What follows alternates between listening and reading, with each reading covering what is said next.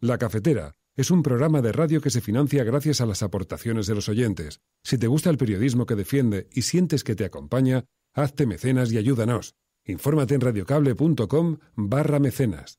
Porque aquí no se silencia a quienes piden justicia o ponen en evidencia lo que otros justifican. Porque, aunque es poderoso el monstruo que nos controla, aquí se debate todo, lo que irrita y lo que mola. Porque la realidad es a menudo macabra, peleamos por la verdad con nuestra arma, la palabra.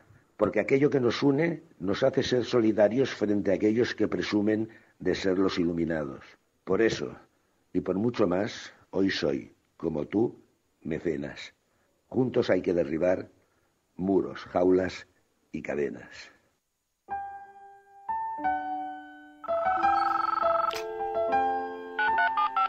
Son las 8:30 de la mañana. Las 7:30 en la Casa Museo de José Saramago, en Tías, Lanzarote.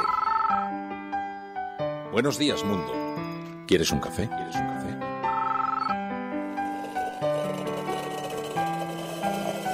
En el programa La Cafetera de Radio Cable. En una entrevista en Radio Cable. Durante 20 minutos en Radio Cable y dice todo lo que van a escuchar. Esta mañana en La Cafetera de Radio Cable. Radio Cable, que ha conseguido una auténtica primicia, ha entrevistado esta mañana y ha conseguido situar esa entrevista y lo que le ha dicho en los titulares de todos los digitales. La Cafetera.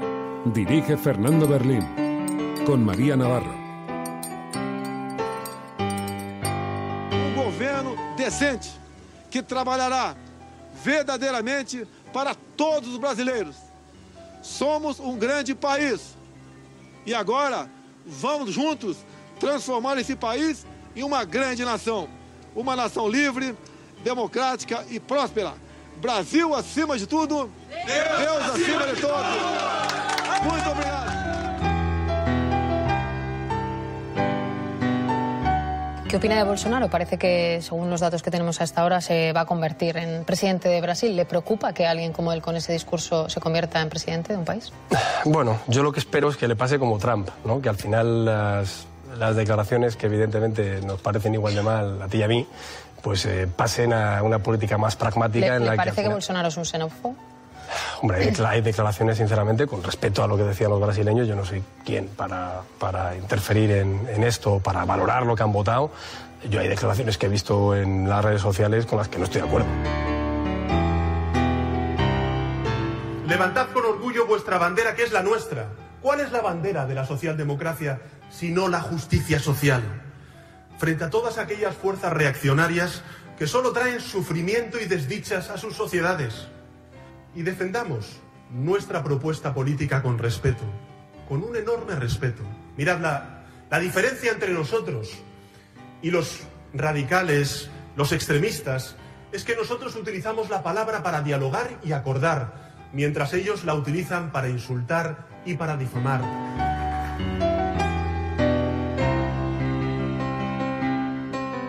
Es el pacto de la cárcel. El pacto de la cárcel. ¿Conocen ustedes alguna democracia europea que negocie presupuestos a cambio de indultos en una cárcel? ¿Conocen algún líder político que envíe al emisario Iglesias a hacer un vis a vis con Junqueras en la cárcel para vender los derechos de todos los catalanes? ¿Es decente tener unos presupuestos, no para hablar de autónomos, ni de dependencia, ni de sanidad, ni de educación, no, para garantizarse la impunidad y que Sánchez sea el abogado defensor y luego el que les indulte?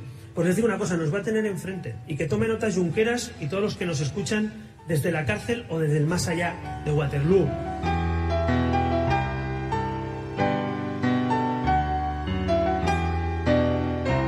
Tampoco entiende el Gobierno que sea admisible ni desde el punto de vista político ni desde el punto de vista jurídico el intento de abolición de la monarquía y un ataque injustificado a la figura del rey, que supone, obviamente, y así lo manifiesta también el Consejo de Estado, una extralimitación en las funciones de la Cámara Autonómica Catalana, que vulnera no solo la Constitución, sino también el Estatuto de Autonomía de Cataluña.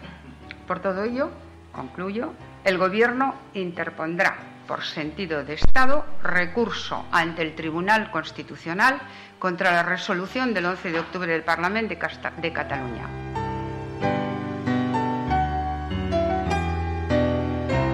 Hay un momento en la reunión en la que Puigdemont, ante las críticas de Esquerra, hace un órdago y dice: de acuerdo, Oriol Junqueras, voy a dimitir, tú vas a ser el presidente de la Generalitat y tú vas a asumir el mandato de hacer la declaración de independencia.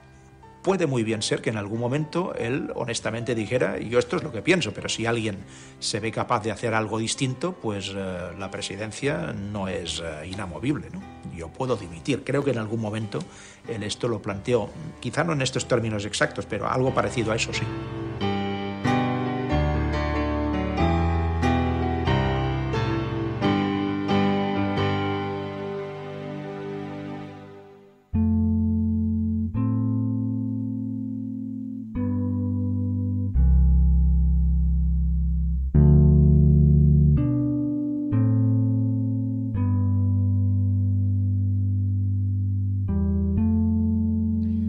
Buenos días, Resistencia. Buenos días, Cafetera. Jair Bolsonaro ha ganado las elecciones brasileñas. El exmilitar ultraderechista consiguió el 55% de los votos frente al 44% que consiguió su rival directo, el progresista Fernando Haddad, del Partido de los Trabajadores. Casi 11 millones de votos de diferencia. Y hay algunos datos sobre los que merece la pena detenerse. Dice hoy la prensa que sus votantes han dado importancia a valores tradicionales como la familia, el orden y la seguridad. De hecho, 7 de cada 10 evangélicos votaron a Bolsonaro, lo cual nos da una idea del perfil del votante. Porque hoy, una vez más, todo el mundo se pregunta ¿cómo puede vacunarse una sociedad ante un suceso como este? Y se pregunta cuál es la fisura del sistema que está permitiendo esto. ¿Cómo es posible que se haya hecho con la presidencia de un país un hombre que insulta a mujeres, homosexuales, negros, pobres e inmigrantes? Es relevante que con lo que estaba en juego y tratándose de una campaña tan envenenada se haya producido cerca de un 21% de abstención. Y la preocupación se ha hecho patente hoy en las redes sociales. Los ciudadanos escriben sobre el brutal péndulo que nos reservaba la historia. Aunque es interesante ver que el triunfo de la extrema derecha en los últimos años no llega tras gobiernos de extrema izquierda, sino de gobiernos moderados. Hemos pasado de elegir líderes como Obama y Lula a depositar la confianza en otros como Trump y Bolsonaro. Y hoy hay una gran preocupación porque la fortaleza de las instituciones brasileñas no es la de los Estados Unidos, la de las instituciones en los Estados Unidos, así que los contrapesos al poder de Bolsonaro van a ser mínimos. Está por ver ahora cómo afecta todo esto al resto de Latinoamérica y por tanto al resto del mundo, así que sí, tenemos razones para estar preocupados, muy preocupados. Esta es la apertura de la cafetera de hoy, 29 de octubre de 2018. Si lo estás escuchando, eres la Resistencia y no estás sola.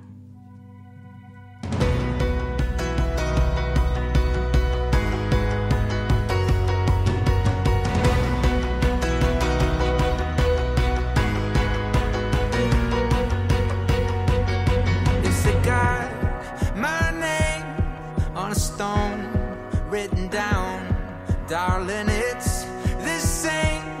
It's where I'm living now. Yeah, we always knew that the day would come. 'Cause all we had was a spark.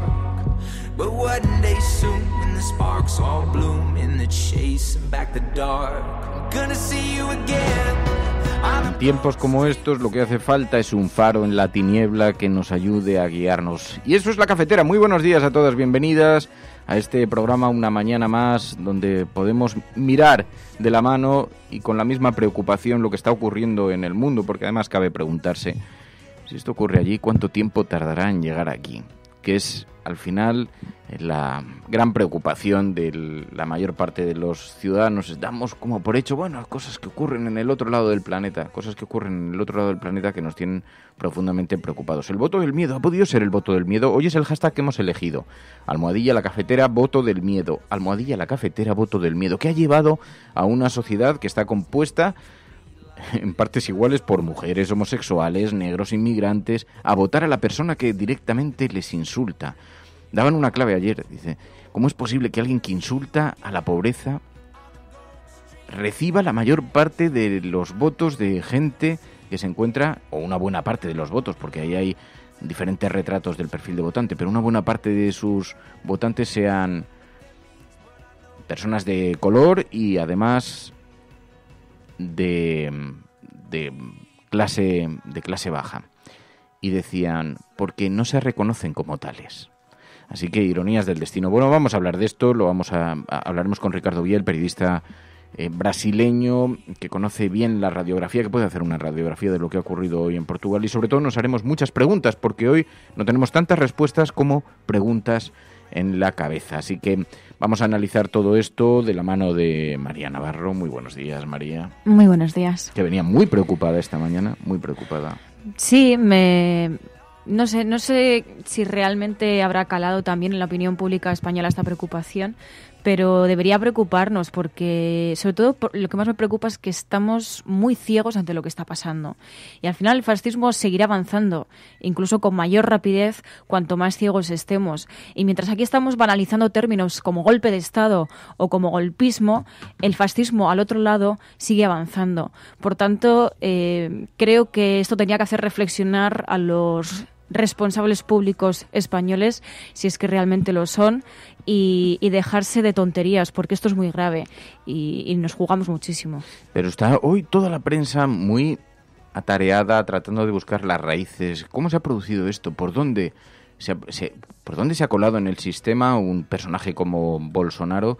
Y claro, los análisis son múltiples, las razones que se aportan son múltiples, pero volvemos una y otra vez a hacernos las mismas preguntas. Lo mismo que ocurrió con Donald Trump, pero vamos a peor, porque claro, el sistema institucional en Brasil es mucho más débil del que tiene Estados Unidos, por lo tanto las consecuencias pueden ser mucho más preocupantes. Bueno, todo esto lo vamos a analizar con la ayuda de Mamen Páez. Muy buenos días. Angélica Llamera, Buscadora, Vivi Cisneros, Fran del Pino, Argantonio, Raperillo, David Quirós, Belis, Wildways, Mandrín, un montón de gente que se está incorporando a esta hora al programa.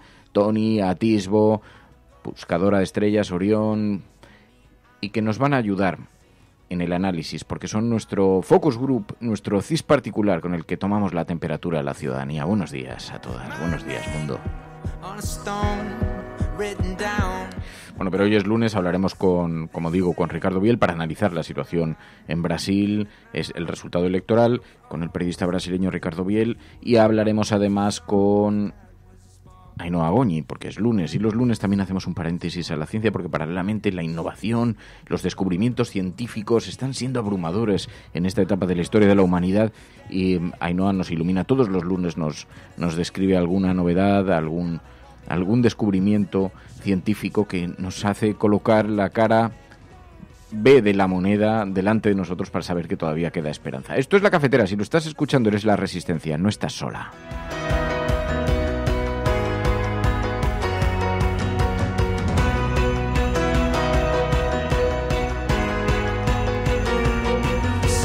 Yo que decía, Brasil va a ser el sitio donde va a haber que refugiarse. Se está quedando el mundo un poco pequeño, se está quedando el mundo un poquito recortado. En fin, ya no van a quedar muchos lugares, pero bueno, aquí seguimos en el bosque de Sherwood, en el claro del bosque de Sherwood. Como nos descuidemos van a construir edificios todos los alrededores. Si queramos levantar la mirada de los árboles nos vamos a encontrar que estamos asediados por la... En fin. Bueno, a ver, para nosotros es una preocupación, pero hay que decir que incluso desde aquí, desde España, hemos visto algunos tweets que, bueno, pues para ciertas personas bastante conocidas, pues era hasta un triunfo contra la ultraizquierda. No, claro, porque aquí os podéis imaginar, algunos, como toda buena tragedia, puede venir precedida del aplauso de algunos.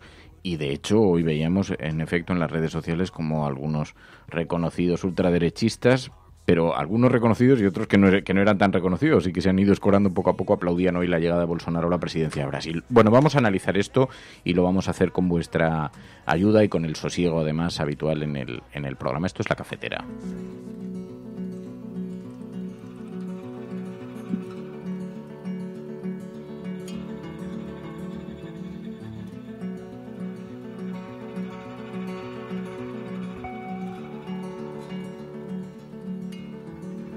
Y vamos a hacerlo repasando las portadas de los periódicos que nos ayudan a hacer esa columna vertebral informativa que nos dé un poco las principales claves así en forma de titulares. Hoy el periódico El País: Brasil elige presidente al ultra Bolsonaro por amplia mayoría. Los datos: el exmilitar logra un 55% de los votos frente al 44% de su rival Haddad y encamina al mayor país de América Latina a un periodo de incertidumbre, dice el periódico El País.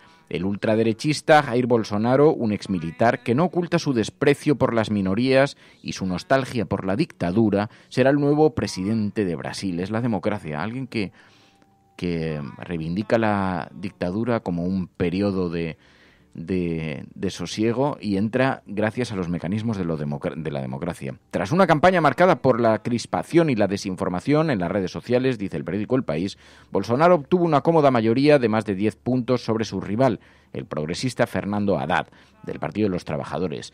Al 96% del voto escrutado, el ganador de la primera vuelta revalidaba su victoria con un 55,5% de los votos frente al 44,5% de Haddad. El desencanto con la corrupción, la escalada de la inseguridad, la crisis económica y el hartazgo del PT han favorecido la irrupción de Bolsonaro, quien acudió a votar con un chaleco antibalas y protegido por un fuerte despliegue de seguridad después de que fuera apuñalado durante la campaña. El nuevo presidente encamina al país más poblado de Latinoamérica y a toda la región a un periodo de incertidumbre. Aquí en España, sin embargo, ayer las redes sociales no estaban preocupadas con esto por la noche porque hubo partido de fútbol. El Barça fulmina al Real Madrid y sentencia a Lopetegui, dice el periódico El País hoy en su portada.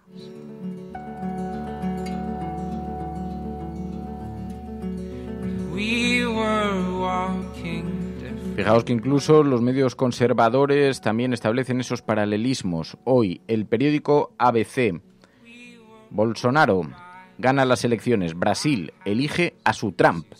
El derechista Bolsonaro se hace con el triunfo en las presidenciales, con el 55% de los votos frente al socialista Haddad. El fin de la violencia y la corrupción y la reducción del paro, retos del presidente del país más poblado de América, dice el periódico ABC en su portada. Ayer escuchamos a Bolsonaro, el discurso tras la victoria electoral, reivindicando un gobierno decente, decía, que haría de la Constitución su marco de actuación, dijo. Un gobierno decente que trabalhará verdadeiramente para todos os brasileiros. Somos um grande país e agora vamos juntos transformar esse país em uma grande nação. Uma nação livre, democrática e próspera. Brasil acima de tudo, Deus acima de todos. Muito obrigado. ¿Qué buscará la gente votando a alguien como Bolsonaro? Y vamos a ver si las preocupaciones, los temores que apuntaban a la victoria de Bolsonaro se confirman. Los temores sobre las promesas electorales. Tiene declaraciones. Yo os invito a que veáis algunas de las que han hecho un vídeo bastante interesante en el periódico El País, con niños repitiendo las frases que pronunciaba Bolsonaro. Algunas de estas son verdaderamente graves. ¿Cómo es posible? Dice, ¿qué es lo que busca la gente? Dice Buscadora de Estrellas, dice, pues saciar su odio, no afrontar la cobardía. No lo sabemos, no podemos saber. No, me niego a pensar que toda la población haya enloquecido de pronto, que es una respuesta a la corrupción, es una respuesta a la violencia. La gente no quiere violencia, eso es un hecho. Es una respuesta a eso. Ha dicho que iba a permitir que la sociedad se armase. Ha dicho que iba a abrir la legislación, que iba a sacar a Brasil de Naciones Unidas, un nido de izquierdistas. Ha dicho algunas cosas verdaderamente graves. Pues allí le tenéis, presidente de Brasil. Bueno, esto en la portada del periódico ABC. En la portada del periódico El Mundo también es imagen de portada para Jair Bolsonaro, nuevo presidente de Brasil. Saluda a sus seguidores. Ayer, durante la jornada electoral, protegido por sus escoltas, el candidato ultraderechista se impone en la segunda vuelta a Fernando Haddad, del partido de Lula y Dilma, con el 52% del sufragio. Bolsonaro es el nuevo presidente de Brasil, dice, frente al candidato izquierdista Fernando Haddad, del partido de Lula y Dilma Rousseff. Dice, es un candidato ultraderechista. Esto lo reconoce hasta el periódico El Mundo.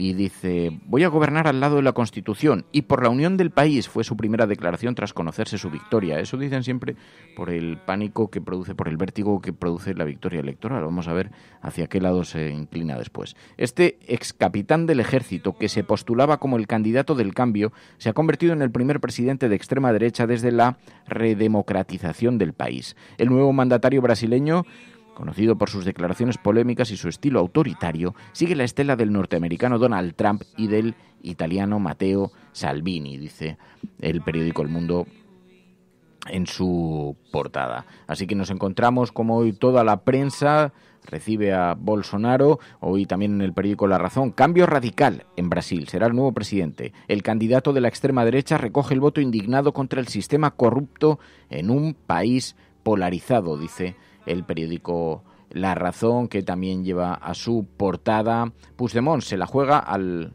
bar al Supremo en la Unión Europea. Un año después de su fuga a Bélgica, asume que le quedan muchos años fuera de España y confía en que la justicia europea revierta las condenas, dice la portada de La Razón también.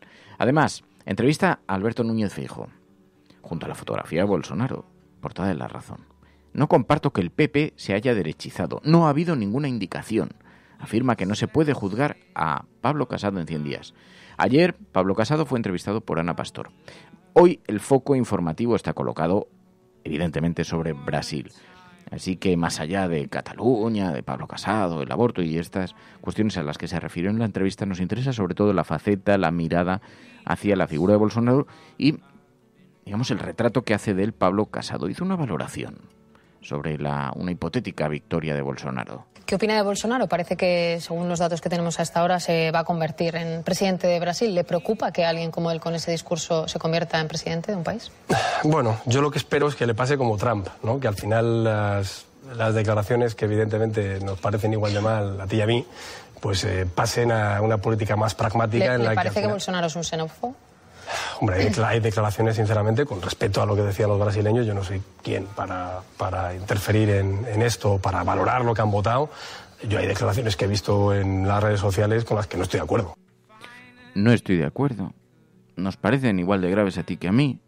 Ese es el grado de condena de Pablo Casado sobre un personaje ultraderechista que defiende rearmar a la población y que insulta abiertamente a homosexuales, a mujeres, a pobres, negros, inmigrantes, en fin, un auténtico riesgo para todo Latinoamérica. Bueno, pero Pablo Casado, pues, no está de acuerdo.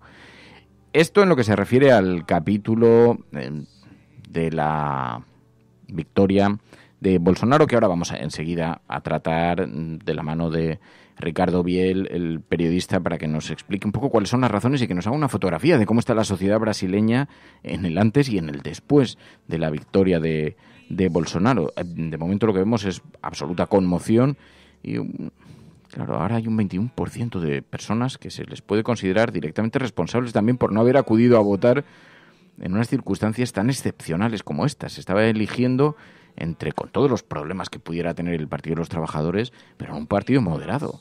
De hecho, es un partido que desde la izquierda ha sido muy criticado por sus concesiones al liberalismo. No se puede decir que hayan hecho una política extraordinariamente radical de izquierdas, una política redistributiva, pero digamos más bien tendente a la socialdemocracia, frente a la victoria de un ultraderechista, de un exmilitar, que alababa a la dictadura y que además decía que su error había sido solo torturar en lugar de matar. Y ese es el personaje que ahora preside Brasil, una de las economías más poderosas del mundo, por recursos naturales y económicos. Vamos a ver qué consecuencias tiene todo esto. Mañana le vamos a preguntar también a Juan López Duralde qué podemos esperar de las medidas que ha anunciado, y sobre todo porque Brasil, que es el pulmón del planeta, no es el pulmón del señor Bolsonaro. Brasil, lo que ocurra en Brasil tiene importantísimas consecuencias para todas las políticas medioambientales del mundo. Ya estamos viendo el polo que supone Donald Trump, el polo que supone Bolsonaro, en fin, extraordinariamente inquietante. Pero vamos a intentar buscar respuestas. Esto es La Cafetera y si lo estás escuchando, no estás sola.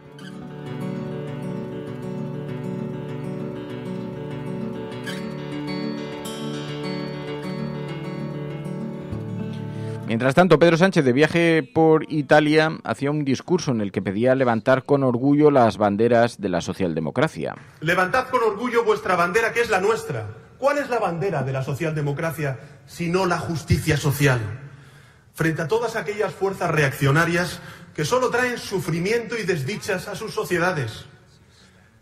Y defendamos nuestra propuesta política con respeto, con un enorme respeto. Mirad, la diferencia entre nosotros y los radicales, los extremistas, es que nosotros utilizamos la palabra para dialogar y acordar, mientras ellos la utilizan para insultar y para difamar. I thought your lies were true.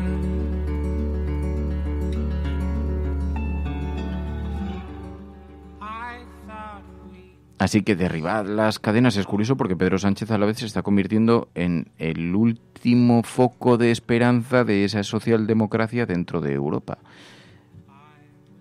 Lo que tiene el destino y lo que tienen las ironías del destino. Bueno, pues enseguida vamos a hablar con Ricardo Biel para analizar esto. Esto es La Cafetera y si lo estás escuchando, eres la resistencia. No estás sola. Su secreto es la travesía nocturna.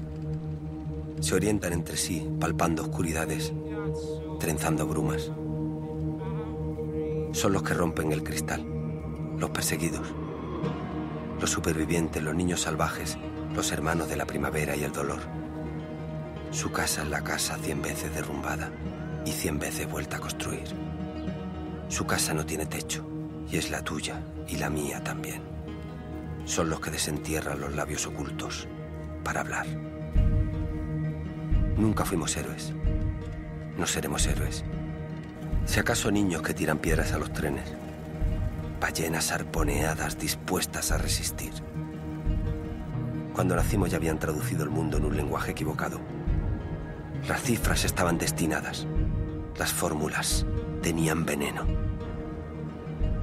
Tuvimos que aprender a respirar debajo del agua y seguimos esperando que la piel del tiempo no nos vuelva locos. No olvidamos de qué está hecho el camino. No olvidamos.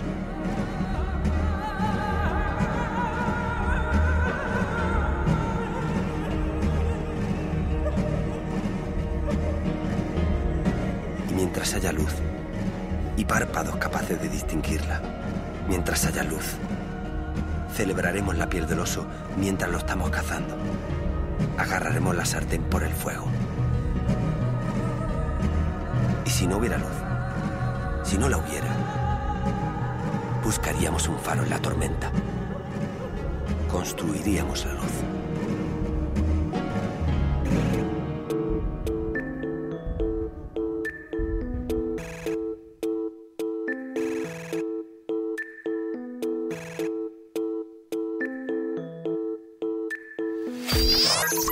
Estás escuchando La Cafetera. Bueno, pues os lo anunciábamos, teníamos mucho interés en hablar con Ricardo Biel. Ricardo Biel, muy buenos días. Hola Fernando, buenos días. Eres brasileño, claro, tienes allí a toda tu familia, ¿no? Sí, tengo a toda mi familia. Bueno, mi hermana vive en México ya hace muchos años, pero tengo ahí, mis padres viven ahí, muchos amigos.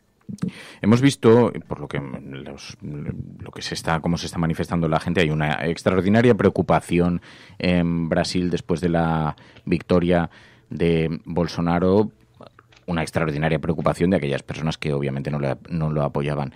¿Cuáles son los temores? Porque hemos visto, podemos temer que realmente Bolsonaro sea la caricatura que hemos observado de él. ¿Es tan problemático como lo que nosotros tenemos dibujado?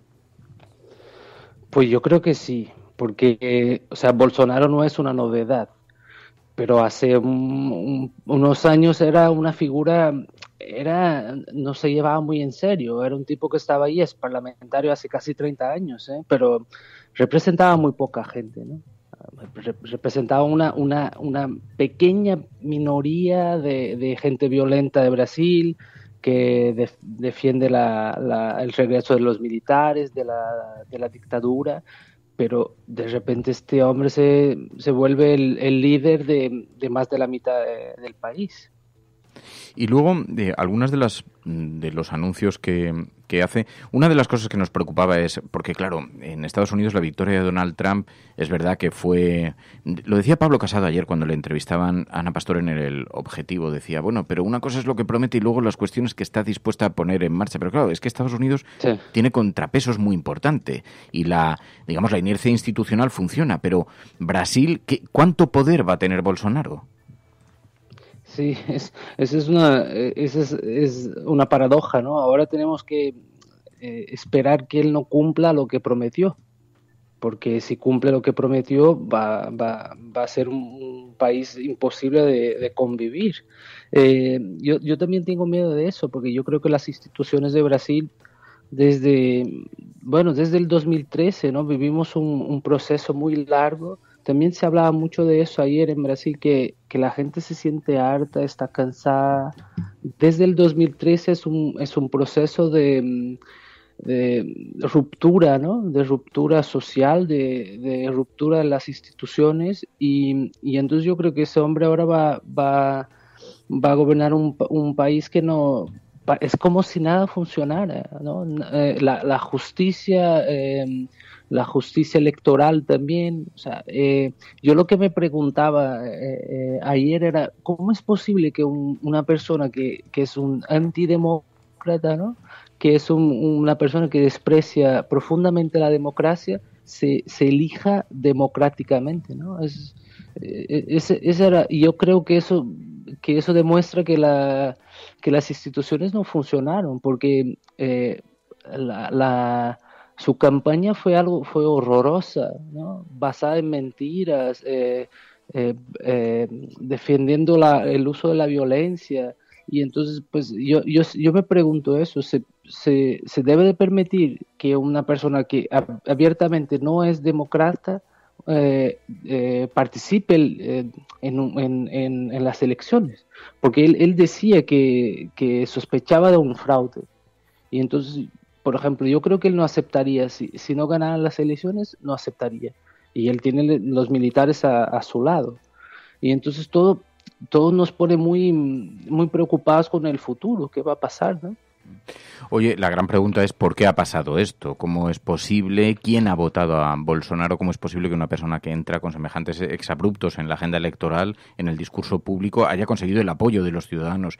¿Qué es lo que le ha pasado a los ciudadanos para votar una opción como esta? Bueno, yo creo que eso tiene mucho que ver con todo el proceso, eso desde el 2013, ¿no? También es verdad que Brasil vive una crisis, hay mucho paro, su discurso, Brasil es un país que tiene una cantidad de homicidios que es brutal y las cifras siguen subiendo, o sea, y la violencia es algo que pilla a todos, ¿no? Pilla a los que viven en los barrios más de lujo del país y la gente de las favelas. Y su discurso es un discurso muy, muy simplón, muy básico de combatir a la violencia, ¿no? Yo creo que esa es una de las respuestas. También creo que hubo, si te fijas en los escaños y en los números de las elecciones, vas a ver que más que la izquierda no perdió tantos votos. Quien perdió mucho fue el centro y la derecha, ¿no? Entonces, yo creo que esa gente ya no se siente representada porque los que quitaron a Dilma de una manera absurda, ¿no? De un proceso nada legítimo. Los que quitaron a Dilma llevan 2 años ahí, no hicieron absolutamente nada. Entonces yo creo que esa gente fue penalizada, la izquierda también es penalizada obviamente y han abierto espacio para juntos crearon ese monstruo, ¿no? ¿Y ahora? ¿Ahora qué? ¿Ahora qué es lo que va a ocurrir? Porque hemos visto que Haddad hacía llamamientos a la resistencia, pero casi parecen palabras más de un cierto consuelo, porque pocas opciones caben, ¿no? Pues pocas opciones caben. Yo no creo que la justicia vaya a hacer algo, ¿no? Habría la posibilidad que su campaña fuera impugnada por el tema de las fake news y todo eso, pero yo sinceramente no creo que pueda pasar. Y ahora sería intentar una una oposición que fuera, que es algo que tampoco se consiguió ahora, ¿no? O sea, el tercero, que fue Ciro Gómez, hizo un gesto muy poco claro de apoyo a Fernanda Haddad. Ya me parecía que estaba un poco más preocupado en las elecciones dentro de 4 años, como que preocupado con lo que está pasando ahora, ¿no?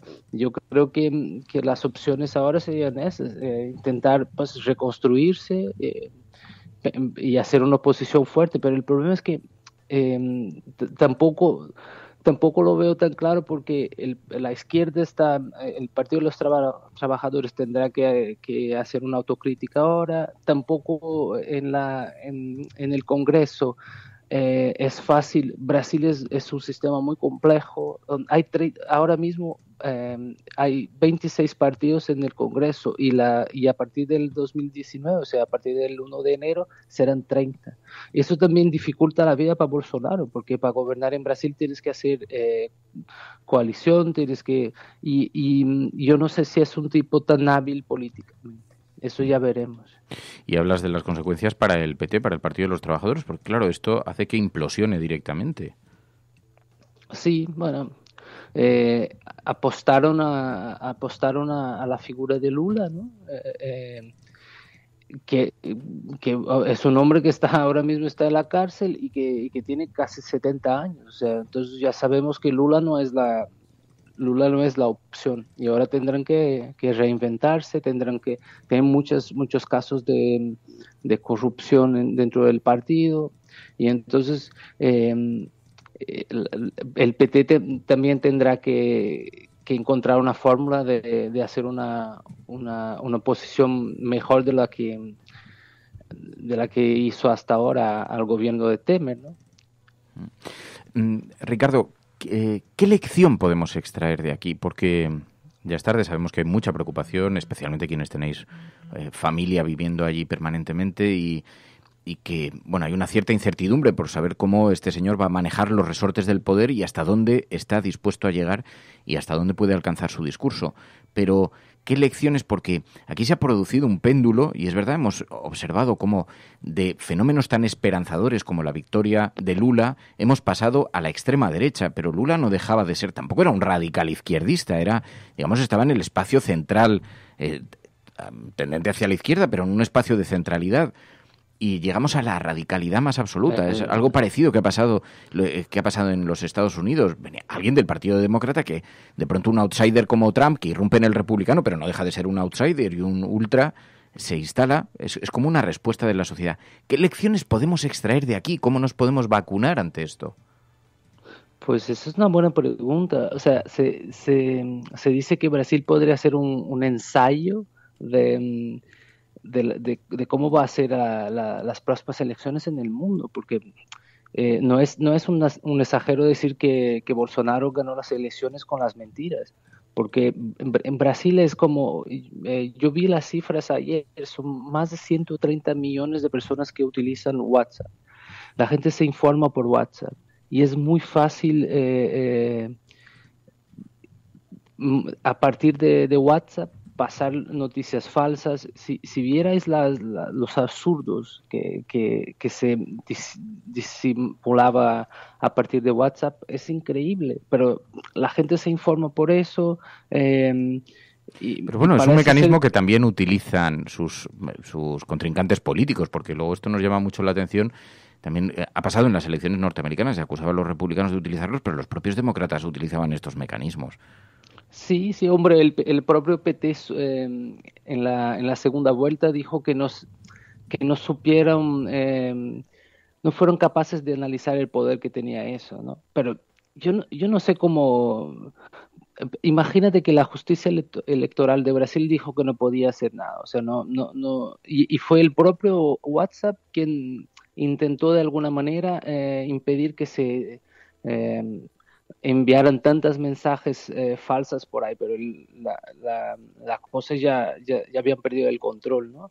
¿Qué lecciones podemos tomar? Pues yo sinceramente no sé. Yo creo que hay un problema muy grave del funcionamiento de la democracia, ¿no? no sé, de informar a la gente, de hacer propuestas que lleguen a la gente. Medios de comunicación, educación, decían por aquí también los oyentes, y luego también algo de capacidad autocrítica. ¿Qué errores ha cometido el PT así visibles? Porque hemos visto, bueno, se le acusa de corrupción, pero tanto malestar ha generado el PT en los últimos años de gobierno para que la respuesta sea tan radical.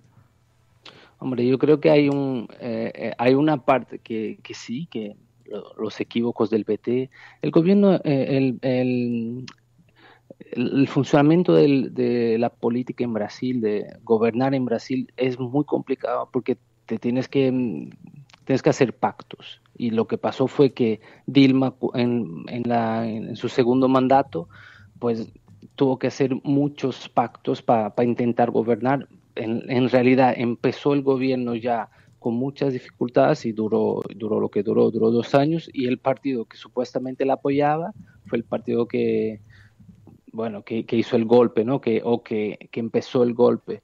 Y entonces, es verdad, el PT se equivocó mucho, los casos de corrupción, la manera como, por ejemplo, en Petrobras, los desvíos de dinero, en todo eso. Es verdad, y yo creo que el propio, Fernando Haddad dijo eso, y quizá un poco tarde, pero dijo eso hace unas semanas en la campaña de la segunda vuelta. Pero también hay un discurso que llevan desde el 2003, o sea, desde el principio del impeachment de Dilma, y que creo que ha colado, que es el discurso de que el PT destrozó Brasil y que el PT tiene que... hace una semana, el domingo anterior a las elecciones, Bolsonaro decía que iba a limpiar a los rojos del país, ¿no? Y decía que hay 2 opciones a los rojos, que era la cárcel o el exilio. O sea, ¿cómo es posible que diga eso? ¿Cómo es posible que diga eso? Es lo que decíamos hace poquito. No es un demócrata. Entonces, ese discurso de que el PT es un cáncer que tiene que ser eliminado, pues la verdad es que coló. Claro, pero fíjate, dice Rodrigo por aquí en el chat, en cuanto se huela la corrupción hay que desterrarla, porque si no pasan cosas como estas. Pero también es cierto que nadie duda de que la corrupción no va a desaparecer ahora. Habría que ser muy ingenuo para pensar que los mecanismos de poder que controle gente como Bolsonaro vayan a estar limpios de corrupción. Claro, hombre, ese es uno de los discursos que se repiten, que yo desde niño escuchaba en Brasil, que es: en la época de los militares no había corrupción. Hombre, no es verdad. La cuestión es que en la época de los militares no nos enteramos de la corrupción, porque la prensa no era libre, porque las instituciones no se controlaban mutuamente.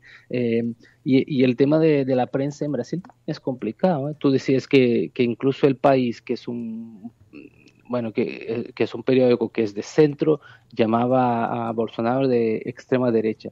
Pero no sé si tú sabes, pero Folha de São Paulo, que es el más grande periódico de Brasil, no nombraba a Bolsonaro como de extrema derecha. Había una circular interna que fue debería de ser interna, pero que no nos enteramos los demás, que recomendaba a los periodistas para no llamarle de extrema derecha, porque no usaba la violencia como método de llegar al poder. Y la propia Folha de São Paulo, que hace una semana sacó una portada que fue la que levantó el tema de los fake news, de que empresarios estaban pagando para usar la máquina, robots para diseminar fake news. La propia Folha de São Paulo tuvo que pedir ayuda policial, o sea, que tuvo que, por el tema de la seguridad de sus funcionarios, de la gente que trabaja en el periódico, que estaban con miedo, que se sentían amenazados. Entonces también creo que la prensa en Brasil no estuvo a la altura de enfrentar lo que está pasando. Trataban a Bolsonaro como un candidato más, como un candidato normal, y no lo era. Bueno, no estuvo a la altura, o directamente una complicidad porque dice Angélica Llamera, dice: si Lula ha sido condenado a 12 años de cárcel, imaginad lo que puede pasar ahora. Claro, hay muchísima preocupación, Ricardo, y lo vemos. Quizás sean tiempos para recuperar un cierto sosiego y una cierta reflexión en la mirada de José Saramago. Ricardo Biel, que por cierto acaba de publicar ese libro sobre José Saramago, sobre el año del Nobel. Que sepas que además estuvimos hablando aquí del libro el pasado viernes. Tenemos un ejemplar para enviar a nuestros oyentes. Qué bien. Pero te agradecemos muchísimo, Ricardo, que hayas atendido esta llamada. Sabemos que son horas además muy difíciles para allí, para Brasil. Tienes a mucha familia preocupada y te agradecemos muchísimo que nos hayas ayudado a aportar un poquito de luz a la victoria de Bolsonaro. Gracias a vosotros y la palabra resistencia siempre tiene un significado y ahora en Brasil aún más. Más que nunca. Ricardo Biel, muchísimas gracias. Bien. Cuídate. Un abrazo. Adiós. Igualmente. En la naturaleza del hombre está que seamos buenos los unos con los otros, que nos hagamos felices y nos ayudemos a prosperar. El ser humano es así. El odio no es intrínseco a nosotros. El mundo es muy grande y todas y cada una de las personas tienen cabida en él. Aquí todos deberíamos ser iguales. Criaturas libres y hermosas, sostenidas por una tierra rica. Una tierra que tiene capacidad suficiente para alimentar a toda su población. Pero no lo hace. La codicia nos ha perdido. El materialismo nos ha cegado y nos ha empujado a la ignominia. O lo que es peor, a la indiferencia.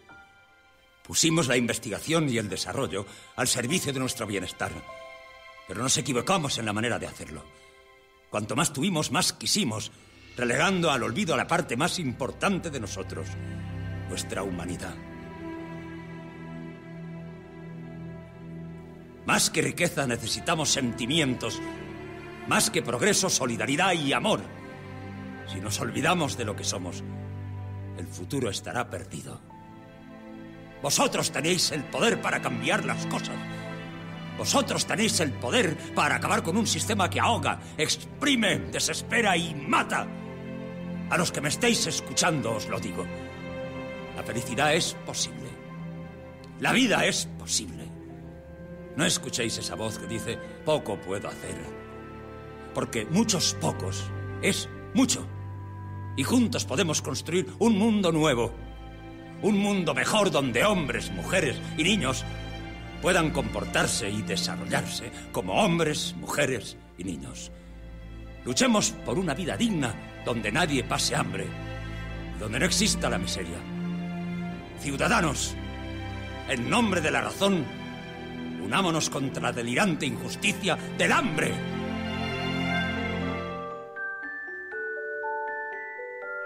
It's one small step for man, one giant leap for mankind. Lejos de su laboratorio, de sus estudios sobre la radioactividad, del radio que ella descubrió y que le dio fama, Marie Curie se lanza a la batalla menos conocida de su existencia. Han pasado 2 años desde que publicó su teoría especial de la gravedad y decide dar un paso más radical en la interpretación del universo. Una teoría general de la relatividad. En la época de Einstein, Isaac Newton era Dios. Es que han optado por construir la física usando las matemáticas que se habían... But now science offers a more convincing explanation. Claro, ¿para qué quieres más? Ainhoa Goñi, bueno, en un día como hoy, además de introducir un paréntesis de sosiego y también de esperanza, porque la ciencia, si algo nos proporciona, es esperanza sobre el futuro. Pero claro, Ainhoa Goñi hoy me envía un tema que me provoca un poco de... Ya sé que va a haber debate, ya sé que va a haber ironía con esto, ya sé que va a haber algo de... Resulta que vamos a hablar de bebés sin padre biológico. ¿Para qué quieres más? Ya no se necesita a los padres biológicos. Pues es el argumento definitivo. Ainhoa Goñi, buenos días. Pues no. Muy buenos días. Sí, no podías haber encontrado un mejor titular. Totalmente. Así que resulta que hay una investigación científica que podíamos hablar de descendencia solamente con 2 hembras. A ver, explícame esto bien porque no... Sí.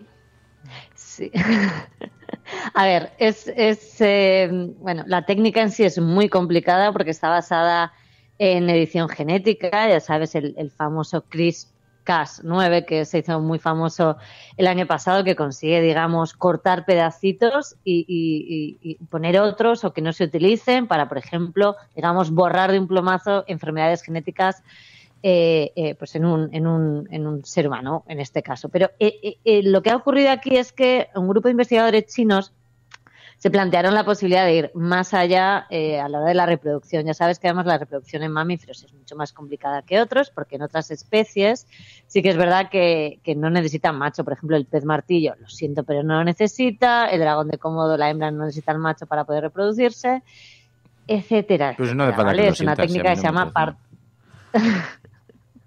No, la verdad es que sentirlo, o sea, me ha quedado un poco creíble porque sentirlo no lo siento mucho. Son curiosidades, digamos, de la naturaleza. Pero en este caso, lo curioso es que para llegar a tener una cría, lo han hecho en ratones, ¿vale? El modelo de ratón ya sabes que es uno de los que más se utiliza en investigación. Y lo que han hecho en este caso, que es muy importante a la hora de reproducirse, es que han, digamos, borrado partes del ADN de uno de los dos, que en este caso era una de las dos, relacionadas con el sexo, ¿vale? Lo han intentado, no te digo, lo han intentado, ya te digo, con dos madres y con dos padres, ¿vale? Con distintos grupos. O sea, la cuestión era ver si tanto en hembras como en machos se podía conseguir. Y esa es la curiosidad. Lo que han hecho es eso. Esa parte del ADN, por ejemplo, de una de las hembras o de uno de los machos, que es lo que se llama la impronta genética, solamente se hereda de un progenitor, siempre solamente se hereda de uno, y en el otro digamos que se apaga, ¿vale? No llega a expresarse, no llega a transmitirse esa información, ¿vale? Porque si no se consigue apagar, digamos, uno de los dos, es cuando hay anomalías graves.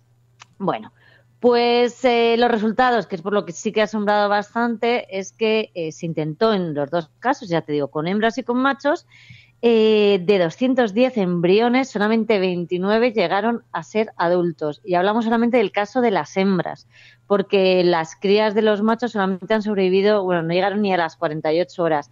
Eso aún no se sabe por qué. Plantean que a lo mejor la técnica es mucho más complicada, porque ten en cuenta que, digamos, coges la información de las dos hembras, borras la información esa que hablábamos de la impronta genética de una de ellas, y consigues que se reproduzca con normalidad en una de las hembras. En el caso de los machos, claro, eliminas esa información, pero necesitas además un óvulo al que le quitas la información. Luego necesitas trasplantarlo a una hembra que sí que tiene que dar a luz. Entonces, bueno, puede plantearse que esa tecnología sea mucho más complicada y que por eso no se haya conseguido, pero sí que es cierto que en el caso de las hembras, ya te digo que 29 crías han nacido totalmente sanas y además eso, han llegado a reproducirse con normalidad, como si hubiesen nacido también con una reproducción sexual normal y han tenido sus propias crías.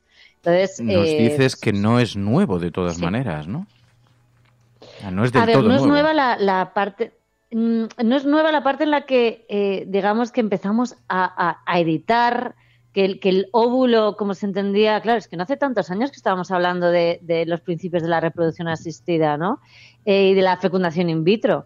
Pero sí que se consiguió hace un par de años algo muy peculiar también, y es lo que llamaron en su momento que naciese un bebé con tres padres en este caso. Eran, digamos, dos madres y un padre, que no es exactamente así porque la parte, digamos, de la donante era 0,2%. Lo que hacían, por ejemplo, en este caso es que la madre tenía una enfermedad genética que había transmitido, de hecho, a sus dos primeros bebés que habían fallecido, ¿vale? Porque era un problema, realmente una enfermedad grave, y no consiguió, bueno, la heredaron los niños y no sobrevivían. Entonces, al detectarlo, hicieron una cosa muy peculiar, y es que, bueno, se utilizó, se fertilizaron dos óvulos, uno de la madre y otro de una donante, con espermatozoides del padre, ¿vale? Y luego se retiró el núcleo, toda esa información se retiró de la parte de la donante, digamos, y se colocó el de la madre. Pero claro, justo en la parte, digamos, que se conservaba, era la única parte en la que transmitía la enfermedad, consiguiendo así, ya te digo, que esa parte era un 0,2 solamente, que es lo mismo que te pueden a lo mejor transmitir a través de un trasplante, por ejemplo, ¿vale? Un trasplante convencional.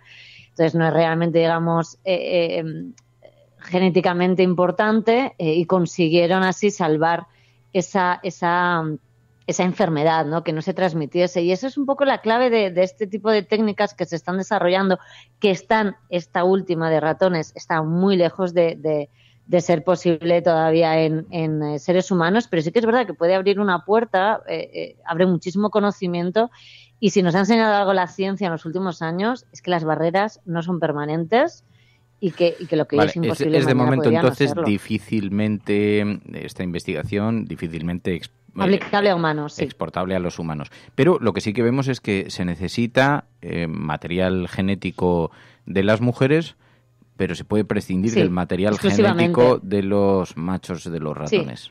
O sea, de las hembras sí, pero de los machos no. Así que el último gran argumento de los machirulos ha caído. ¿Qué es lo que así... Esto lo sabemos. Sí, o sea, sí. Que es lo que bueno, que no había caído chat. ya, no había caído ya el...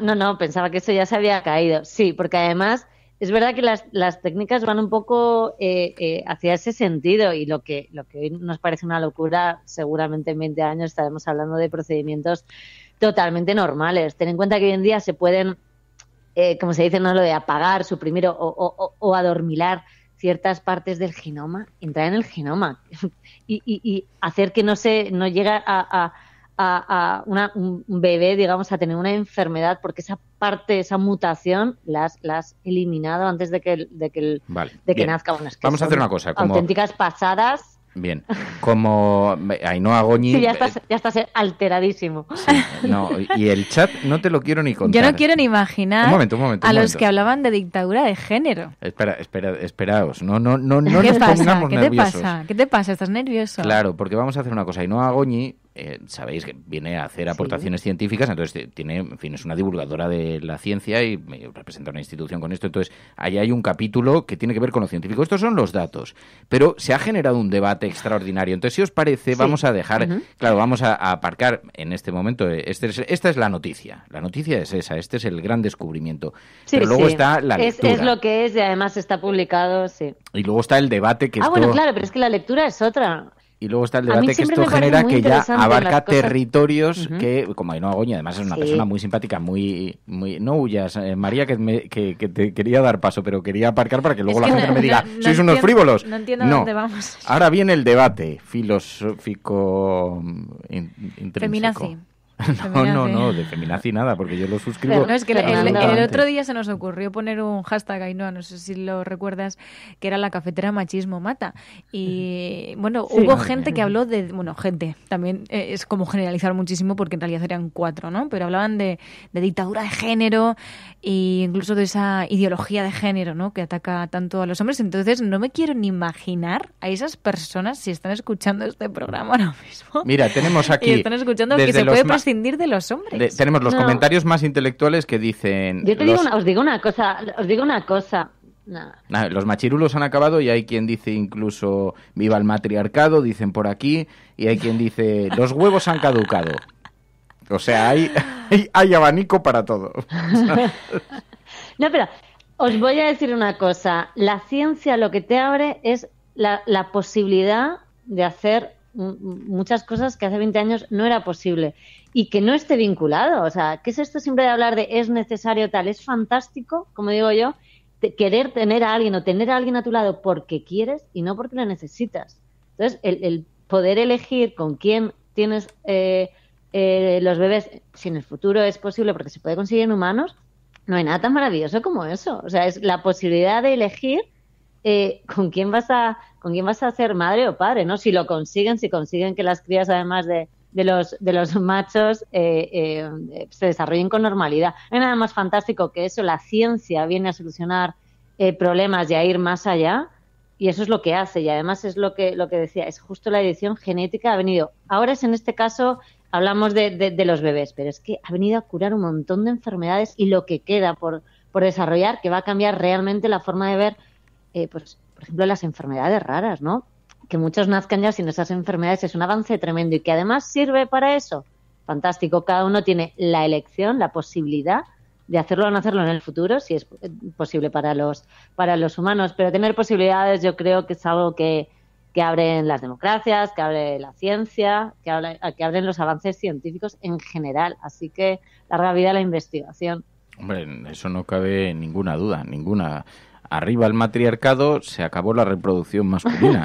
Esto no digo, lo están celebrando de momento solamente en ratones. Como mucho, pero luego está la bioética. Todo esto habrá que ver qué consideraciones tiene. O sea, claro, porque viene de células madres, utilizan células madres en la investigación, tiene una parte, sabes que en España además la ética en la investigación está muy desarrollada y hay muchos experimentos, de hecho, que en otros países sí que se pueden hacer, que en España no se pueden hacer. También ética con el tema animal, evidentemente. Entonces, sí, la bioética entrará ahí, pero mira, ya será una parte distinta. Ya no será un avance en investigación o una técnica que se pueda no hacer, sino lo otro. Y también te digo, en este caso, por ejemplo, no hay un gran problema igual que no lo había en el tema de la donante o cuando se hablaba de lo de los 3 padres, ¿no? También se donan óvulos hoy en día, hay gente que le puede parecer mejor o peor, se dona esperma para parejas con problemas de reproducción, hay inseminación artificial, en fin, hay un montón de técnicas que se han desarrollado que la ciencia permite y que la ética permite. Entonces, bueno, cada cosa conforme vayan avanzando y se vaya viendo si es posible o no,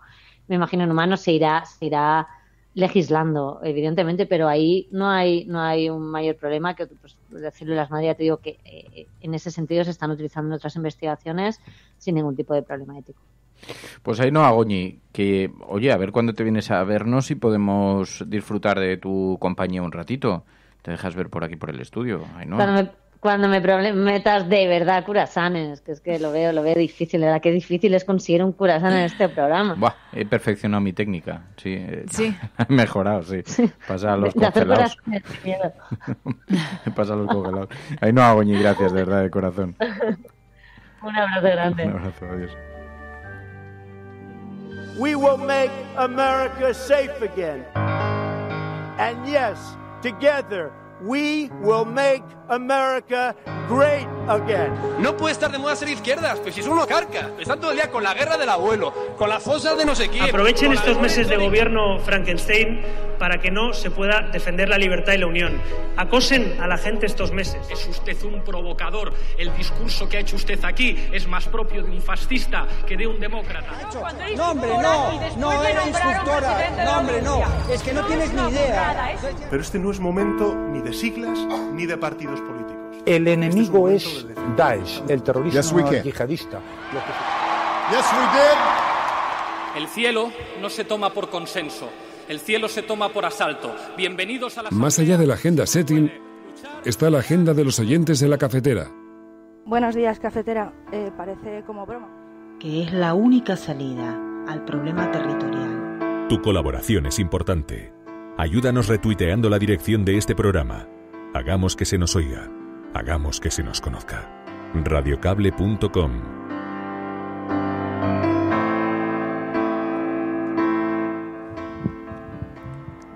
Y para empezar la agenda de la cafetera nos vamos a ir hasta Irlanda, porque hay muchas veces que para diagnosticar los problemas de nuestro país pues tenemos que salir de nuestras fronteras para compararnos. Conchi y Aitor nos enviaban esta información y nos hablaban de un referéndum en Irlanda, y es que Irlanda despenaliza la blasfemia. El 69% de los votantes de un referéndum apoya la retirada de este delito. La población irlandesa participó este sábado en un referéndum con el que aspiraba a retirar de la Constitución el delito de blasfemia, en una jornada electoral en la que también habían decidido reelegir a su presidente. Gracias a ese 69% de votos en Irlanda ya no es ilegal la blasfemia. Los irlandeses han decidido si el artículo referido a la blasfemia de su Carta Magna debía ser eliminado.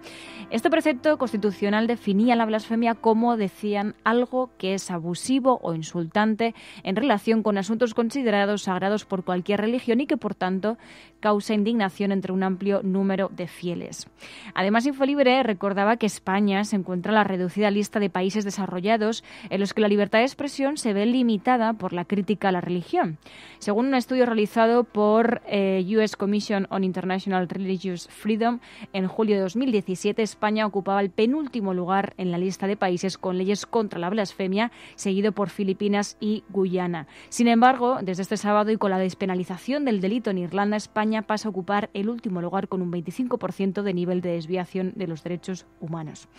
Y en relación a esto, rescataba un tuit de Ignacio Escolar que decía: mientras en Irlanda se decide por referéndum despenalizar la blasfemia, el Partido Popular de Andalucía defiende que los insultos a la Macarena sean delito. Y entonces adjuntaba la información de que Juanma Moreno metía en campaña la decisión del Congreso de revisar los delitos de ofensas a los sentimientos religiosos. Y decía: Susana Díaz le ha dicho a Pedro que a los andaluces no nos gusta que insulten a la Macarena o a la Virgen del Cachorro. El líder del Partido Popular hacía así una interpretación crítica de la decisión que adoptó la semana pasada el Congreso cuando dio el primer paso para derogar o reformar en el Código Penal los delitos de ofensas a los sentimientos religiosos, las injurias a la corona o el enaltecimiento del terrorismo, una iniciativa que Unidos Podemos, que los socialistas se han abierto a debatir en esta iniciativa de Unidos Podemos. Así que vemos, pues como comparándonos con países como Irlanda, pues nos queda bastante que avanzar en materias como esta. Pero además, este lunes la vicepresidenta Carmen Calvo visita Roma y se reunirá allí con la mano derecha del Papa Francisco, el secretario de Estado, con muchos asuntos sobre la mesa, entre ellos el de Franco. Y en relación a esto nos enviabais una información recogida por Público.es que dice que Patrimonio Nacional ha gastado 20,2 millones en el Valle de los Caídos e ingresado 9,5 desde 2008. En esta información explican que efectivamente Patrimonio Nacional gastó en el Valle de los Caídos 20,24 millones de euros desde el año 2008 hasta la actualidad. Casi la mitad de esta cantidad en personal, pero también en mantenimiento y conservación de las instalaciones. Y explican que los datos fueron facilitados por el Gobierno al senador de Compromís, Carles Mulet, quien pidió datos por escrito sobre distintos capítulos de gasto de las instalaciones del Valle de los Caídos y recibió esta respuesta. El senador preguntaba por los gastos e ingresos de los últimos 40 años, los del periodo democrático, pero el Gobierno explica que la informatización de los datos económicos y contables comenzó en 2008 y que la información que facilita parte de ese ejercicio, porque es la más fiable de la que se puede dar cuenta. Es decir, que nos encontramos no solamente con que se haya gastado 20,2 millones en el Valle de los Caídos, sino que estas solamente son las cifras que tendríamos desde 2008, así que no nos podemos imaginar cuánto ha sido el gasto real de Patrimonio Nacional. Y Enfermeros Salesa nos lleva a un tema radicalmente distinto, pero no menos importante, y nos envía la información de 45 escuelas de menos de 7 alumnos luchan por sobrevivir en Aragón. El desierto demográfico en que se han convertido un tercio de Aragón vacía las aulas. Se refleja también en que 196 colegios de la comunidad cuentan este curso con menos de 20 estudiantes, lo que supone 3 de cada 10. Además, 3 de cada 20 no llegan a la decena de matriculados. Y explican en esta información que nos enviaba Enfermeros Salesa que solo hay 7 escuelas con 3 niños en toda España y 2 de ellas son turolenses. Aragón ostenta así la ratio más baja para mantenerlas abiertas siempre que estén de acuerdo las familias y el ayuntamiento. Castilla y León acaba de empezar a aplicar ley este curso, ya tiene 5. En otras regiones la ratio mínima es de 5, como en La Rioja, 6 en Galicia u 8 en Cataluña. Pero, en definitiva, nos encontramos con que las escuelas en Aragón pues, sigue protagonizando este tipo de problemas deriva del desierto demográfico que sufre esta región. Y terminamos esta agenda con el caso de los menores extranjeros no acompañados, que nos enviabais varias de vosotras. Nos enviáis la información del diario.es que habla de que los niños que huyen del conflicto y buscan futuro en Europa, y habla del perfil de los menores extranjeros no acompañados que llegan a España, los MENAs, que tienen distintos perfiles, explica esta información. Muchos vienen de países en conflicto como Siria, otros se suben en pateras huyendo del hambre y la miseria, y hay un tercer grupo integrado por jóvenes traídos por sus padres que luego regresan a sus países. Según Save the Children, la llegada de los menores extranjeros no acompañados aumentó el pasado año un 60% respecto a 2016. Y entre el 1 de enero y el 30 de septiembre de 2018 había casi 12.000 menores extranjeros no acompañados en España. La mayoría en Andalucía, Cataluña y Melilla, según los últimos datos del Ministerio del Interior. Por eso, y para intentar equilibrar esa atención a los menores, competencia de las comunidades autónomas, el Gobierno ha aprobado en el último Consejo de Ministros los criterios de reparto de un fondo de 40 millones de euros. Castilla y León, Extremadura y Asturias serán las comunidades autónomas que se han comprometido a acoger más menores extranjeros no acompañados de otros territorios. Before I drift away, speak to my heart, reminding me that I belong aquí bloqueando a algún hater. Esto es curioso, esto que pasa, porque, claro, yo siempre he pensado, bueno, estudiar suele ser un antídoto contra el odio y el fanatismo, pero luego te ves, estaba bloqueando a un tipo que se define como estudiante de Derecho, y entonces decía, es incomprensible que los nazis estén prohibidos, pero los comunistas sigan campando a sus anchas. Cosas, ¿no? O sea, a mí me sorprende. Yo prefiero que mi mundo no tenga compartimentos, vasos comunicantes con gente así, ¿no? Por eso digo, bueno, tú haz lo que tus cosas quieras ahí en la red de internet, pero me voy a ahorrar poder leerte y también prefiero que no me leas. O sea, el problema también es que de algún lugar se ha sacado la banalización de la ultraderecha para equipararla. ¿Derecha para usted? Bueno, yo no... Banalización. Dígame, ¿Vox es un partido de ultraderecha para usted?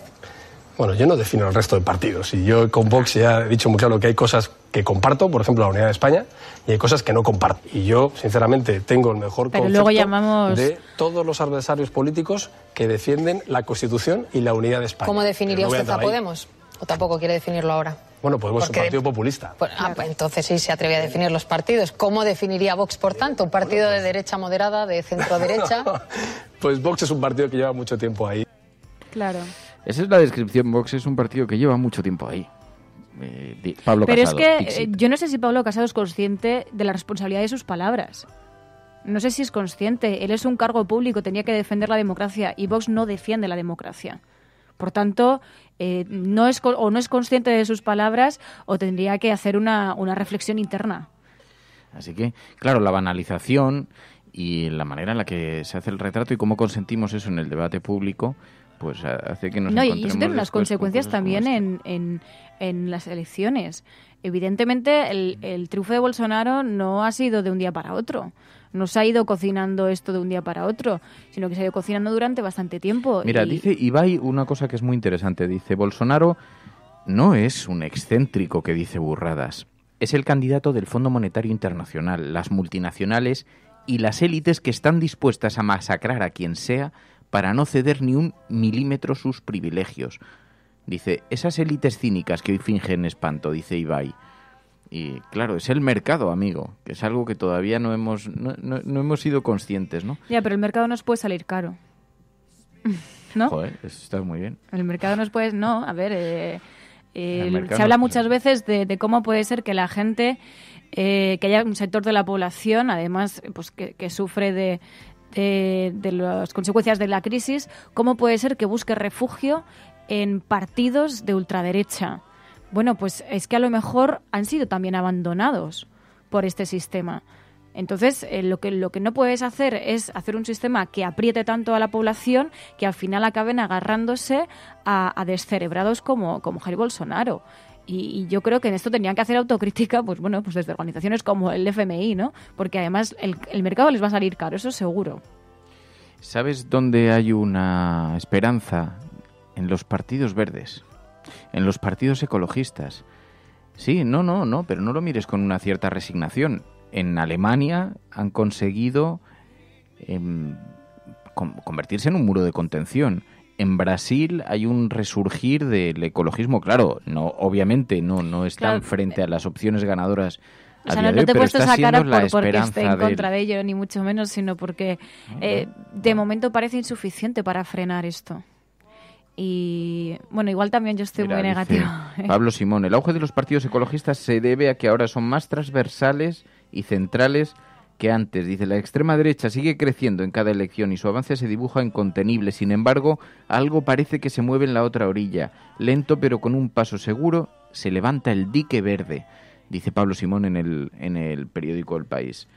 Bueno, oye, es interesante encontrar que todavía hay algunas razones para la esperanza en tiempos que se avecinan tan fríos y tan oscuros como los que nos anuncian las cornetas del apocalipsis, pero miremos hacia adelante con algo de...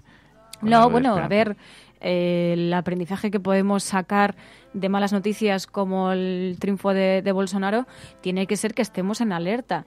Y yo creo que tenemos que creernos la responsabilidad social que tenemos como sociedad para señalar ciertos discursos de odio que en cierta manera aquí en España también hemos ido escuchando algunas veces. Lo que no puede ser es que, por ejemplo, veamos a Albiol haciendo un vídeo de campaña. Sí, nos pareció ridículo y nos reímos, pero tiene una intencionalidad detrás. El hecho de que aparezca en un vídeo de campaña queriendo desalojar y desahuciar a gente ocupada, ¿no? Son cosas que van calando en la población y que, como se nos vaya de las manos, no vamos a ser conscientes de lo que nos hemos jugado. Bueno, y mientras tanto hay un buen número de energúmenos aplaudiendo lo que ha ocurrido. Cuando empecemos a conocer las consecuencias, si es que nos llegan, porque después está el retrato, cómo se fiscaliza las actuaciones de algunos y cuánta mano izquierda se emplea en los titulares para las actuaciones de otros. Así que... Pero, en todo caso, cuando empecemos a conocer las consecuencias de los actos, las consecuencias del escenario en el que nos encontramos, entonces empezaremos a temerla, pero no olvidemos que... ¿Y quién aplaudía? Bueno, no sé. ¿Ayer viste la tele, viste la película El Olivo? No, pero vi el documental de Iñaki Gabilondo. ¿Qué te pareció? Me pareció muy bonito. De hecho, se me hizo muy corto. Sí, yo lo hubiese alargado más. Sí. Pero estaba muy bien porque era un respiro en momentos como Y hablaba este. de la vida, que es algo que muchas veces se nos escapa, la vida y también pensar en ella, ¿no? Y me gustó mucho esa reflexión que además tú ya me dijiste, fíjate en esta parte del documental. Y me gustó mucho esa parte que hablaba del tiempo, ¿no? El que él decía, es que la gente que trabajaba conmigo, la gente de mi entorno, se sorprendía de que yo estuviese tan obsesionado con el tiempo, ¿no? Que tuviese tanta conciencia del tiempo. Y es que el problema es que no la tenemos. Muchas veces no somos conscientes del paso del tiempo y de que hay que disfrutar de la vida porque es muy corta. Es muy bonito. El documental lo podéis ver todavía en internet y sobre todo porque es la mirada de alguien sobre la vida, sobre esta profesión también, sobre los retos de esta profesión, pero muy especialmente sobre el ser humano y sobre la naturaleza del ser humano y sobre el consumo del tiempo, cómo se va agotando y no nos damos cuenta, y cuando queremos darnos cuenta es que es muy tarde, es que se nos ha pasado la vida siempre pensando en, bueno, ya llegará, qué bien, qué ganas tengo de que llegue el viernes, decía Iñaki Gabilondo. Y decía, bueno, disfruta hoy, mañana, pasado, que todavía queda hasta el viernes, queda un montón de cosas. Claro, no tengas prisa porque llegue el viernes, ¿no? No tengas prisa porque luego llega y ya hay una semana consumida. ¿Te das cuenta? ¿Sabes qué día es hoy? De todas maneras, a mí me ha cambiado un poco la perspectiva en ese sentido, porque yo sí que recuerdo, más de adolescente, ¿no? Que siempre estabas esperando, pues eso, a que avanzase el tiempo, ¿no? Sí, cuando tenga tantos años, cuando llegue el verano, cuando llegue... Entonces, siempre estabas esperando a que pasase el tiempo. Y yo creo que con los años eso se va cambiando, ¿no? Se cambian las tornas y entonces tu pensamiento es totalmente contrario. Entonces piensas, por favor, que este momento se alargue, ¿no? Que se alarguen las cosas, sí. A mí esto me pasa... Yo pienso que nunca se termine la cafetera, que nunca se termine, que siempre haya café. Claro, sí lo piensas, sí. Pues sí. Pero, bueno, vamos a hacer una cosa, como... todo el mundo está recomendando la película El Olivo. Ayer cuando la iban a emitir empezó todo el mundo a decir hay que verla, pero hay mucha gente que no la vio. Vamos a elegirla como película para esta semana, porque las críticas de quienes la habéis visto son maravillosas y así nos aseguramos que la ha visto un buen número de personas. El Olivo. Y que ya podéis enviar vuestra nota de audio al WhatsApp del programa 627-002-002. Podéis ya ir enviando hoy y así ya la vamos ya vamos preparando que además esta semana, si es que va a ser puente, el jueves vamos a hacer programa igual, jueves, viernes, sábado, domingo. Lo que no sabemos muy bien es cómo nos vamos a organizar. Está sonriendo ahí María, pero programa habrá. No, me estoy sonriendo porque tú estás sonriendo y a lo mejor... Bueno, no, igual me escapó un día, pero no lo sé todavía. ¿Un día? Todavía no estoy seguro. No me estreses. Pero avísame. Que sí, que sí. A ver si me voy a levantar un día y no hay cafetera. No, que sí. Cafetera va a haber seguro. Cafetera tiene que haber porque... No me llames desde Filipinas y me digas, María, ya volveré. Filipinas es que tampoco está, digamos, muy estable. No, porque claro, la última esperanza era Brasil, pero no lo sé. Yo confío en Menorca. Aunque ha habido una tormenta, encima ha habido una tormenta, Y porque bueno, ayer estábamos hablando de dónde pues se puede refugiar la cafetera y yo dije, Menorca seguro, es valor seguro, además es maravillosa y justo hoy me pongo a leer las noticias y me encuentro con que en Menorca ha habido un súper apagón porque ha habido, creo que ha sido por tormenta y un montón de, bueno, la mayoría de vecinos se han quedado sin luz. Pero bueno, también pues estaremos entretenidos. Con velas, Claro. velas todo pinta más mejor. Bueno, la película para el viernes, El Olivo. Es una película, además, sugerida por los propios oyentes, porque de verdad llevamos 24 horas en el que todo el mundo decía, hay que verla, y a mí me pilló ayer de trayecto y no pude verla, y me quedé con muchísimas ganas. Así que la película elegida para este viernes es El Olivo, muy sugerida por los oyentes y con muy buenas críticas que habéis publicado a continuación. Así que quienes la habéis visto, eso que habéis ganado, y nos dejáis ya los mensajes en el 627-002-002. Después teníamos alguna cosa más. El libro que íbamos a sortear. Íbamos a sortear un libro, pero entre quienes hicieran mecenas el fin de semana. Así que tengo que ver quiénes se han hecho mecenas este fin de semana y elegimos y le enviamos el libro. Y muchas gracias Sorteamos. a José Luis Godes, que es el mecenas del día, que además sabemos que nos lo envías desde Barcelona. Así que muchas gracias. Y además sabemos tus dotes de musicales para la canción. Así que muchas gracias. Sí. Nos marchamos. Uh-huh. Mañana más. Mañana Creo más. que no se nos olvida nada. Tenemos alguna Abrigaros, cosa así pequeña pendiente. que el invierno ya ha llegado. Dice, Estamos al otro lado del mundo. No os vayáis, que fuera hace mucho frío. Sí. Se acerca el invierno. Sí. Yo ya he venido con gorro. Mary se ha venido... Yo he venido con gorro y con bufanda. A ver. Tú es que no has salido de casa, pero cuando salgas vas a alucinar. Ya, Hace un pero frío. sí que se nota porque sí pega. Mi nariz ya es roja, permanentemente, de aquí a marzo. Es que estaba pensando yo, pero era algo sobre el paso del tiempo y me da como mucha pena que se quede así en el tintero. Pero no era exactamente el paso del tiempo. Podemos dejar música sonando. Es 29 de octubre. Sí. Es que hace 2 días estábamos de vacaciones. 29 de octubre. Octubre. Es que estamos... ¿A cuánto de las Navidades? Ay, no digas eso, que no me ¿Qué vas a gusta. hacer en Navidad? Pues... poca cosa. ¿Has hecho ya la lista de Reyes? No, la verdad que la Navidad no me suele gustar. O sea, no es que no me guste, pero no me anima mucho, la verdad. Son unas vacaciones un poco... Sí. Bueno, no, lo bueno es que, bueno, pues estar con la familia y... Ah, claro, porque estará ya aquí tu hermana. Estará mi hermana, ya no se va a escapar. The Returns. Yasmina vuelve. Sí, así que ya tendré hermana, ya puedo tener hermana y nada, pues visitar a la familia y también iremos, supongo, también a Valderrobres. Así que, bueno, lo bueno es que son unas vacaciones de reencuentros, así que muy bien. ¿Tú? Mira, tenemos aquí... ¿Tú te vas a Filipinas? 2 posibles mecenas. Una que se llama Rocío. A ver, tenemos... No, tenemos alguno más. Tomás. Alicia. Rocío, Tomás, Alicia. A ver, Rocío, Tomás, Alicia. Y Uma Luna. Rocío, Tomás, Alicia... Umaluma e Izaga. Personas que se han hecho mecenas desde el viernes y, como habíamos dicho, lo vamos a sortear entre los que se hagan mecenas. Y como cumplimos nuestras promesas, mira, yo lanzo aquí el dedo del azar, y le vamos a regalar el libro, pues por ejemplo, a Izaga Plata Faust. Izaga Plata.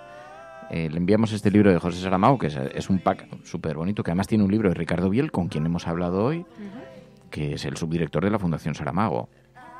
Es brasileño, conoce muy bien la realidad brasileña y además conocía muy bien la historia de José Saramago durante el año que le dieron, que vivió la entrega del Nobel, y ha escrito un libro sobre esto, que va acompañado del último diario de José Saramago de ese 1998 en el que le dieron el Nobel. Así que son 2 libros que vamos a enviar a Izaga. Izaga, gracias de corazón, gracias a todos los que os habéis hecho mecenas, de verdad.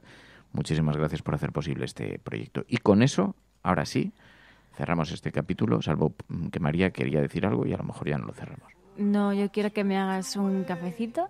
Vale, calentito. Y rescatar algo para llenar el estómago. Vale, también tengo unas tostadas. Puedo servirle unas tostadas y un cafecito. Usted póngase cómodo aquí con su mantita y su gorrete. Y su gorrete. Y yo le traigo un café y unas tostadas. Muy bien. Adiós, buenos días. Muchas Adiós, cafetera. gracias. Se acerca el invierno, pero no tengáis miedo. Poco a poco iremos viendo cómo va saliendo el sol. Gracias. Adiós. Muchas gracias. Adiós. Your mercy's new every day, but I've had enough of my wandering.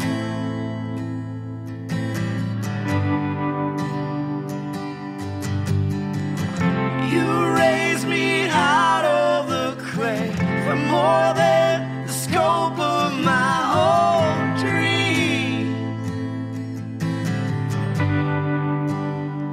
There's a blood that speaks better word, better and louder than the lies that I have heard.